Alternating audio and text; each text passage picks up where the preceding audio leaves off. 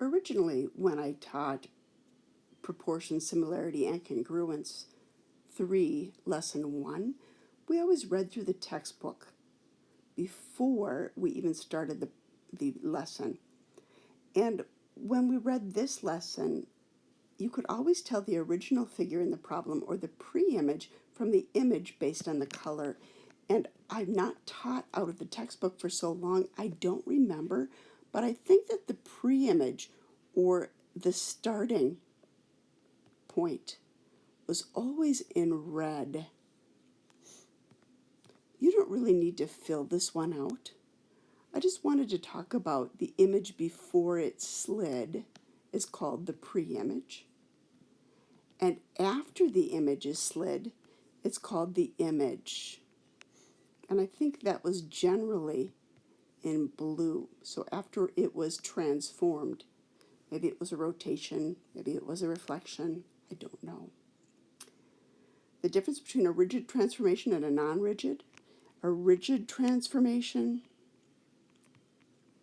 preserves size and shape. So you have a congruent image and pre-image. Preserves size and shape. That's a rigid transformation, which is also called an isometry.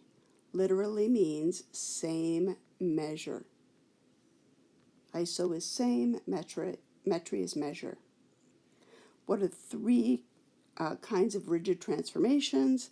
One was translation. Another is reflection, which we will study today. And rotation, which we will also look at today.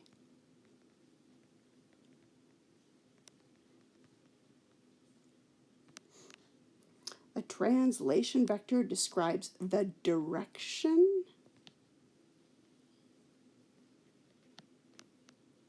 and the distance of the slide. In a rotation, all the points in the original figure turn an equal number of degrees about or around. The word about in this case means around.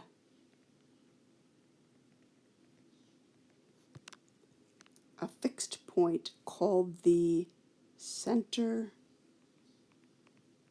of rotation.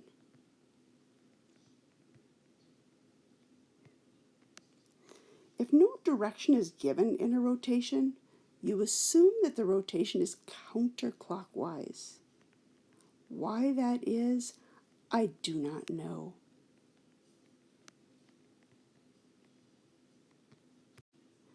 We will discuss number 8 on the next page. Another type of transformation that produces a figure's mirror image is called a reflection. Now there's a more mathematical definition, but let's look at what happens to when we have a point on the pre-image that's also on the mirror. So if you look at the toe, that point, when it's reflected over the mirror, stays right where it was. It does not go anywhere. Let's look at what happens to all of the other points when you reflect them over a line of reflection. If you look at the eye in this pre-image, it will be, if I go the distance to the mirror here, and I copy that distance over the mirror, that is how far the image eye is from the mirror. It's the same distance here as the pre-image point was from the mirror. This is a perpendicular. So basically, the line of reflection is the perpendicular bisector of every segment that joins a point in the original with its image. So in other words, this segment that joins the two eyes is bisected by the dashed line, or the mirror, which means that all reflections are perpendicular to the mirror, and they are equidistant. The image point is equidistant to the mirror as the pre-image point. So if I want to reflect this figure across the dashed line, I can see the top point is 2 points from the mirror. I will need to make it 2 points. The image point will have to be 2 points on this side. This point is 1 point from the mirror. I'm going to connect. Keep going. Do all of the other points create the new figure? I will restart the video to check your work.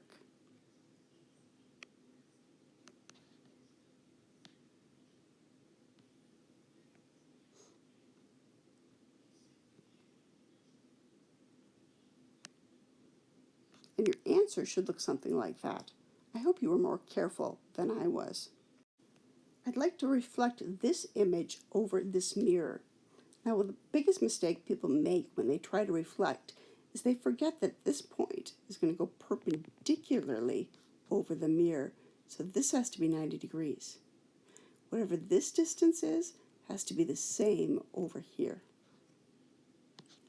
This point will go perpendicularly to the mirror and then equidistant over here. This point will go perpendicular to the mirror and equidistant across. Try reflecting this on your own and then restart the video to check your work. This is an estimate of what that shape would look like reflected over this mirror.